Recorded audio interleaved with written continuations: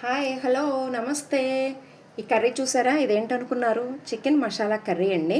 చూడండి, ఇది చపాతీలోకి బాగుంటుందండి. రసం పెట్టుకుని దానికి నంచుకోవడానికి పప్పులో కానీ సాంబార్లో కానీ చాలా బాగుంటుందండి. ఇది ఫ్రై అయిపోయింది మొత్తము.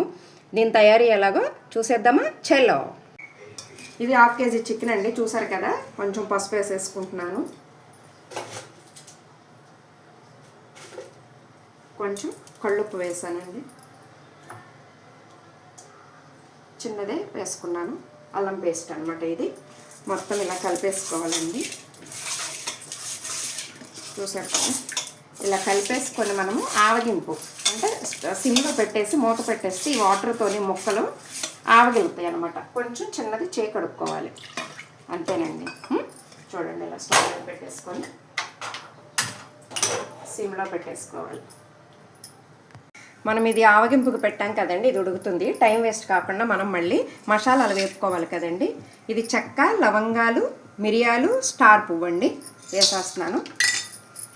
ధనియాలండి ఒక స్పూన్ ఉంటాయి. జీలకర్ర చూసారు కదా, జీలకర్ర కొంచెం. ఎండుమిరపకాయలండి. మనం ఇప్పుడు కారం వేయము, వీటితోనే వాటికి చికెన్ కారం చేస్తాం అనమాట.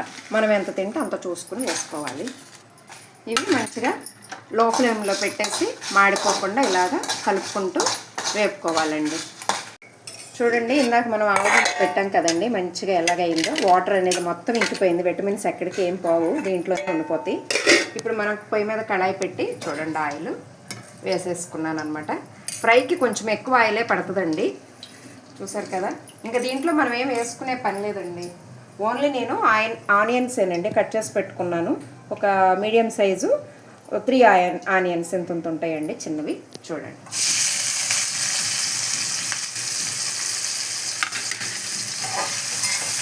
ఇది మంచిగా వేగనివ్వాలండి. కొంచెం పసుపు వేసేస్తాను.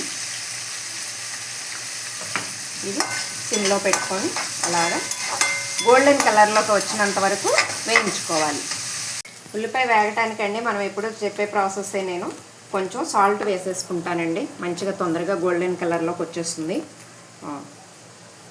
ఇది అల్లం పేస్ట్ అండి. చూసారు కదా, అల్లం పేస్ట్ కూడా బాగా వేగితేనండి మంచి స్మెల్ వస్తుందండి, పచ్చివాసన అది రాదు. నేను కొంచెం ఎక్కువ వేసాను, చికెన్ కదండి, కొంచెం అల్లం పేస్ట్ బాగుంటుంది ఎక్కువ ఉంటే కర్రీలోను.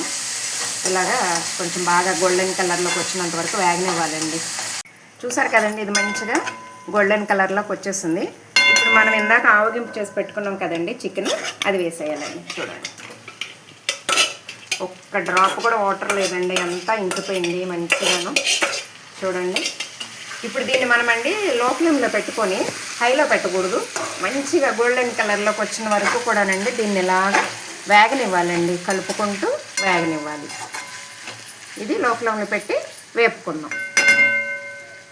చూసారు కదండి, ఇందాక మనం మసాలా వేపుకున్నాం కదండి, అది ఈ మసాలా. కొంచెం సాల్ట్ వేస్తానండి, ఇందాక కొంచెం వేసాను. ఇప్పుడు ఈ మసాలా ఎవరంత కారం తింటే అంత వేసేసుకోవాలండి. నేనైతే కొంచెం బాగానే వేస్తున్నాను. చూడండి, వేసేసుకొని ఇలా కలిపేసుకోవాలండి. చూడండి ఎంత కలర్ఫుల్గా, ఎంత మంచి స్మెల్ వస్తుందో, అబ్బా.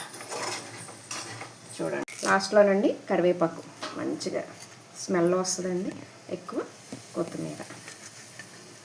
చూసారు కదా, వేసేసుకొని ఇలా కలిపేయటమేనండి. చూడండి అసలు ఎంత బాగుందోనండి.